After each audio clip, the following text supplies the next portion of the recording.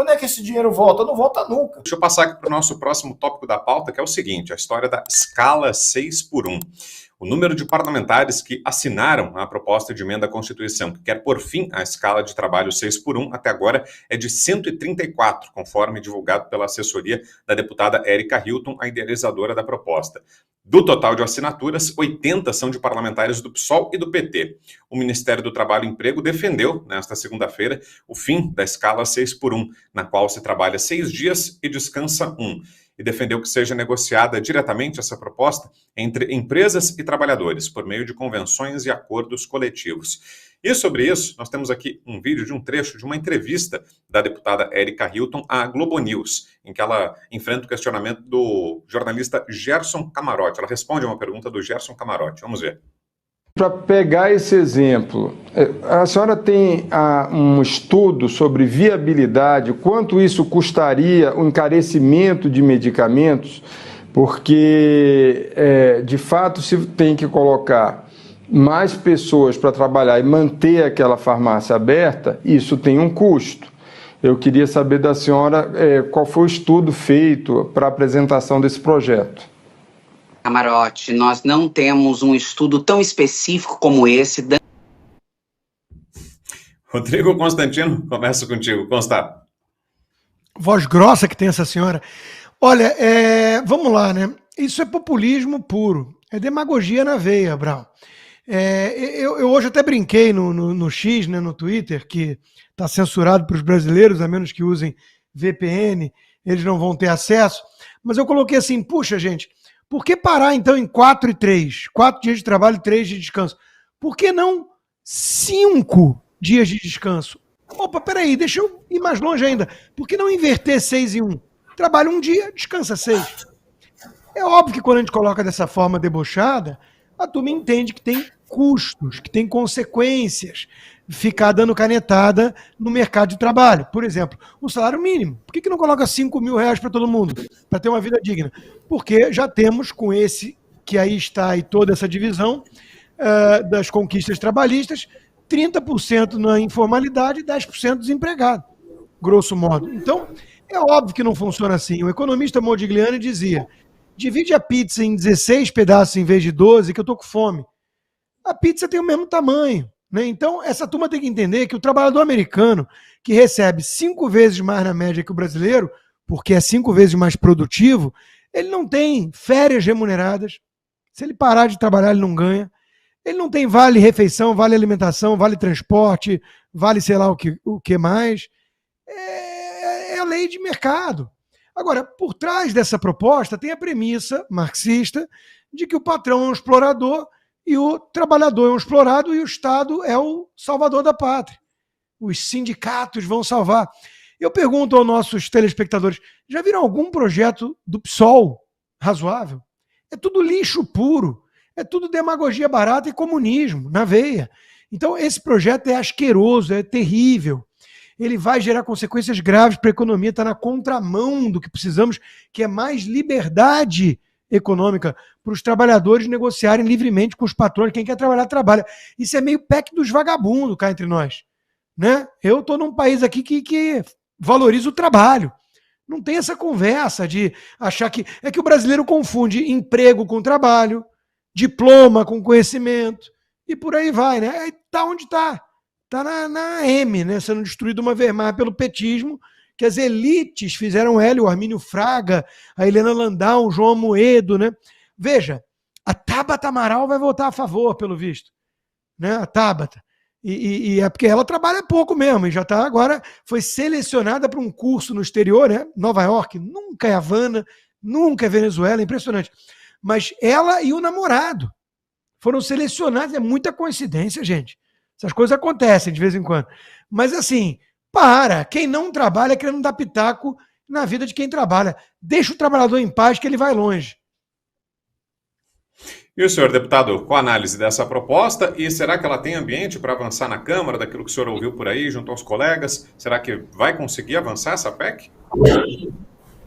Olha, veja o seguinte, a PEC emperrou nas assinaturas exatamente porque a maioria dos deputados entende que a PEC ela cria desemprego. Essa é a PEC do desemprego.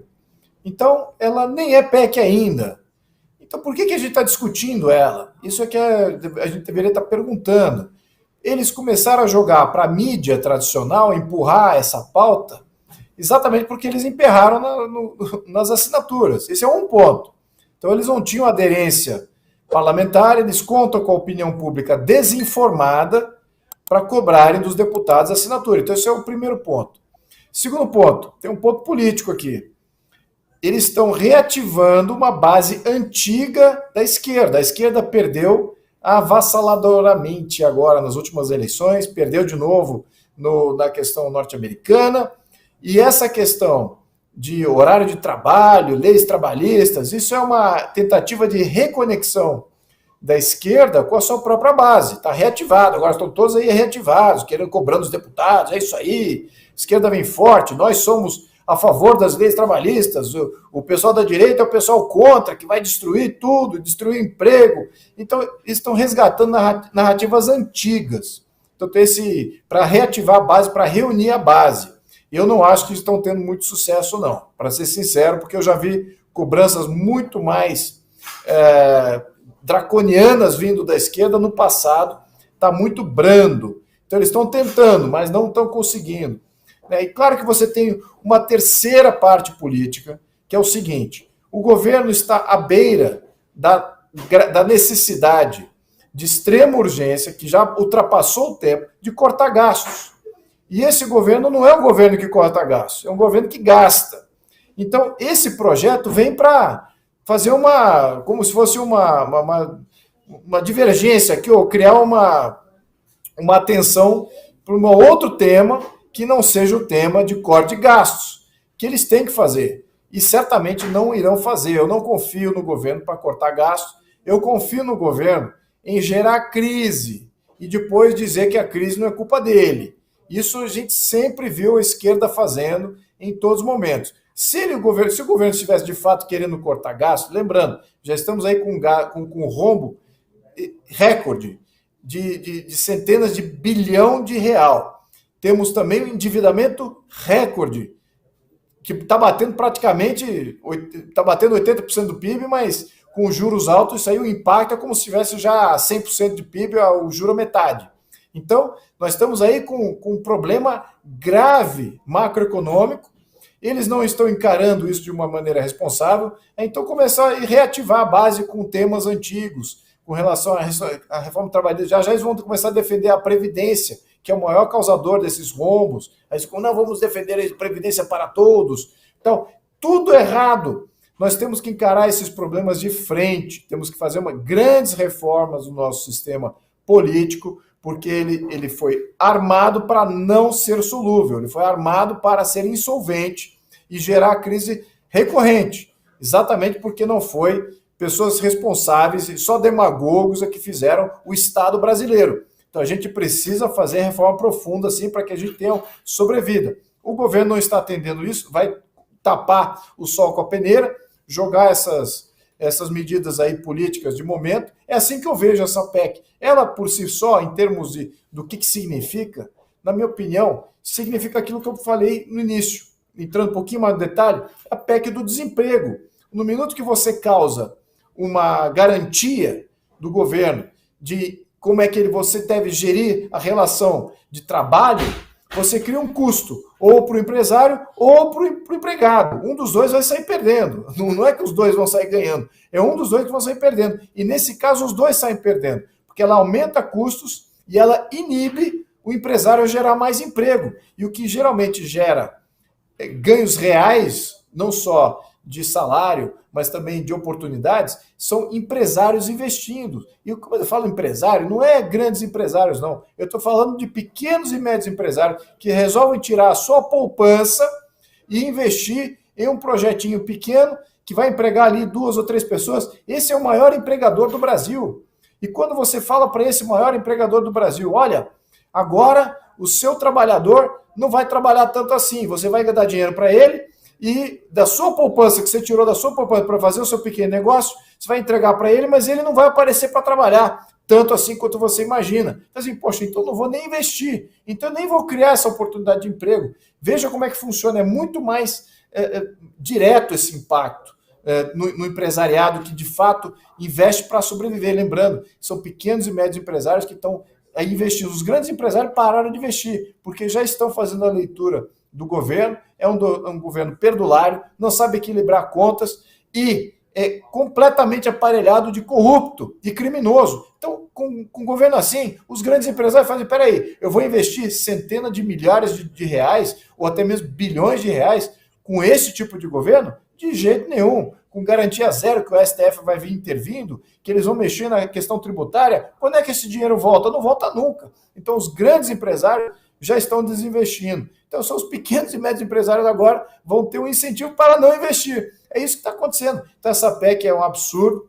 Não precisamos nem mais discutir ela, na minha opinião. Quando ela virar PEC, se por acaso assinarem aí alguns desavisados aqui no plenário, assinarem essa PEC para fazerem a tramitar, poxa, aí realmente, olha, a gente tem que fazer uma campanha contra para tentar salvar o emprego. Mas, olha, lembrando, nós estamos na oposição, nós não somos governo. E se eles aprovarem essa PEC, é crise na certa, é crise de desemprego na certa. Então, por esse lado político, quem sabe tem algum ponto positivo se por acaso a PEC atingiu aí os apoiamentos necessários, se tramitar e passar, vamos supor, quem vai perder vai ser o governo. E até aí, nós sabemos que, até por esse ponto de vista, o Brasil sai perdendo, mas o governo sai perdendo muito mais. Então a gente tem aí que pontuar isso aí. No fundo, o que a oposição está fazendo, a oposição está fazendo um favor para o governo de não pautar isso. Eles também não vão querer pautar isso, porque eles não vão ter como sustentar isso indo ao longo prazo. Na minha opinião, é puramente postulação política, como mencionei anteriormente. Perfeito.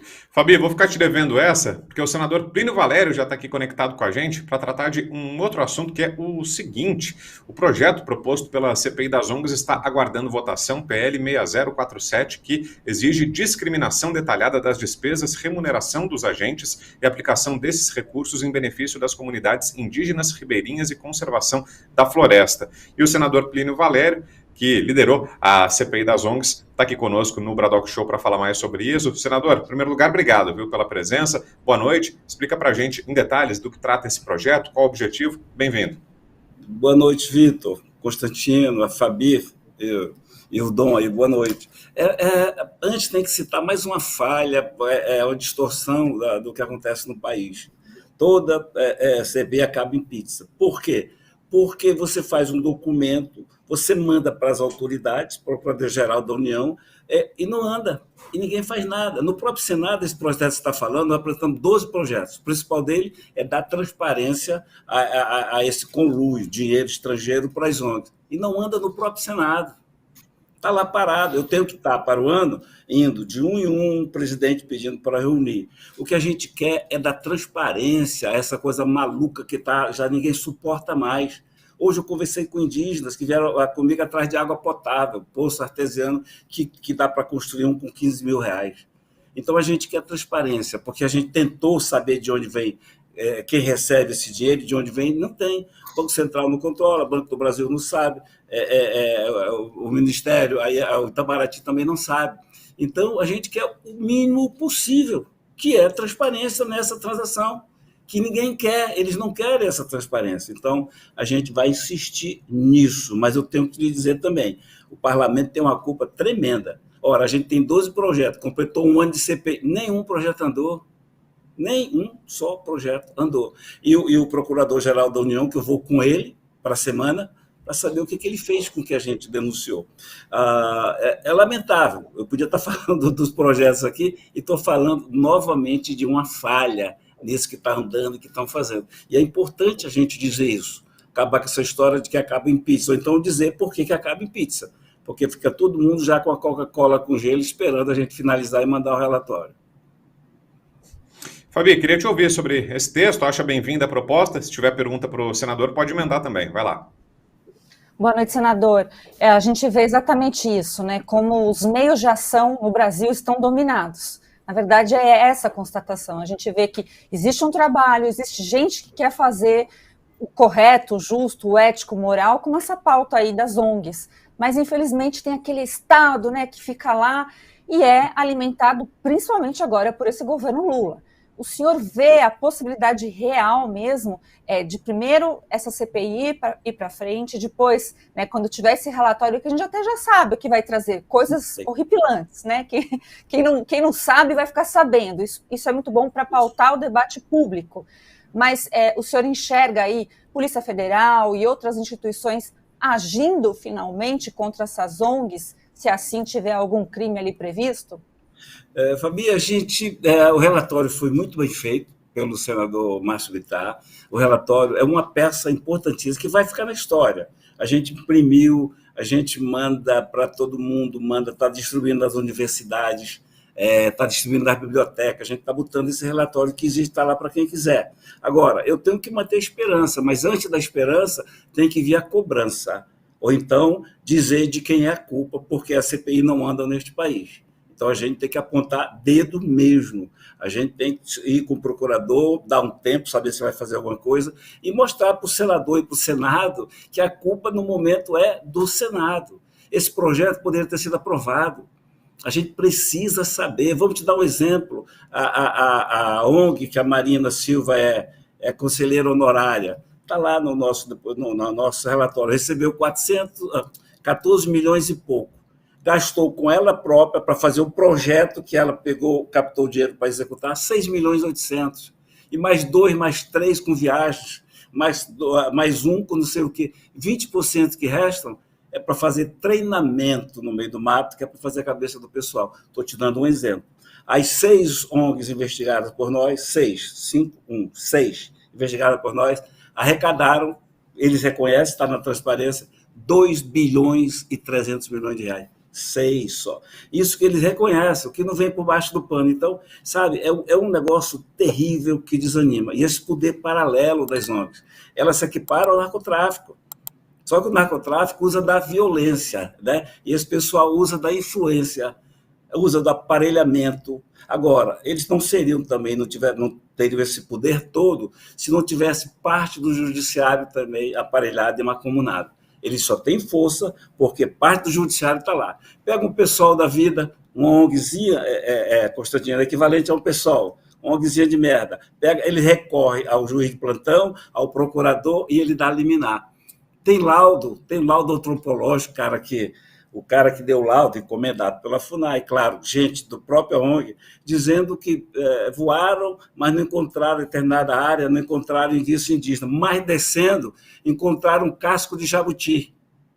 O que quer dizer que os índios passaram por ali, há 3 meses passou índio aqui. Olha, jabuti não é só índio que come, né? A própria onça come, o caboclo come. Então, são aberrações assim tremendas. Por quê? Porque eles não têm medo de nada, têm certeza de que mandam neste país, porque é um poder e mandam mesmo. Vocês precisam ver a cara da editora da Folha de São Paulo, quando eu e o Márcio Bittar fomos visitá-la. Nós fomos da Bandeirantes, bem recebidos, Jovem Pan, nós fomos na Oeste, mas lá chega lá, sabe, ela estava incomodada com a minha exposição. E eu, com a idade que tenho, percebi e chamava o nome dela para conversa. Então, eles não estão nem aí para a gente, mas a gente tem que estar aí para eles, e a melhor forma é cobrar. Nós temos lá, Fábio, 12 projetos. 12, eu te dei mais, que é o menor, que é o da transparência. Quem está mandando? Por que está mandando? Quem recebeu? Quando recebeu? Como gastou? Nada. Ele pega esse dinheiro, gasta, não tem nem que prestar conta. E o Fundo Amazônia é um engodo. O Fundo Amazônia é um puro engodo. Ele só é uma luva para casar na mão do que eles já escolheram, do que eles elegeram para colocar dinheiro. Não colocam dinheiro na mão de indígena. A Fiocruz, vou te dar um exemplo. Hoje eu tive visita da Fiocruz, Constantino. Vitor, eles querem lá, todo ano eu mando a emenda para a Fiocruz, porque acredito na ciência. Outro dia eu chamei os cientistas de bosta, mas os cientistas que fazem esses laudos, produzem esses estudos. A Fiocruz não tem acesso. Eles tentam. A Fiocruz está fazendo um trabalho belíssimo na 319, antecipando um estudo sobre malária. O desmatamento traz realmente isso, no entorno. Não tem acesso. Só quem tem acesso é o pessoal da Marina Silva. Nós temos 2 exemplos. ISA, o cara que comanda o ISA, que é a maior ONG que tem no Brasil. O WWF manda no ISA, mas ISA manda nas outras. O cara que fundou o ISA, que comanda o ISA, reconheceu para nós na CPI que presta serviço para o ISA pago. E é normal. E eu dizia, isso é normal? Não, senador, isso é normal. Aí quando eu falo, quantos vocês conseguiram financiamento? Não, nós não conseguimos, a gente conquista financiamento. né? Com todo isso, tá bom, vocês conquistam. Então, essa hipocrisia vai acabar? Não vai, mas a gente tem que botar nua essa hipocrisia. São hipócritas que se apegam a isso. Olha uma professora que está vindo aí. Constantina, ela foi na França, não sei nem o nome dela, me diz aí. Ela foi ministra aí. Ministra da Justiça da França. Ela está vindo agora para a USP. Eu acho que o Márcio Bittar ia falar sobre isso hoje, eu não sei se falou. Sim, senador. Boa noite, senador. Eu ia pegar exatamente daí, né? Falar, fechar o programa, estamos nos aproximando do fim, voltando ao começo, né? Queria exatamente que o senhor comentasse isso. A ex-ministra francesa, né, da Guiana francesa, mulher de origem, vem falar que a Amazônia é de todos, né? E a pergunta é, como é que fica aquela turma que defendeu a soberania nacional na hora de incluir o Elon Musk no inquérito do STF? Quer dizer, essa turma desapareceu, agora está confortável com a situação de vassalagem do Brasil?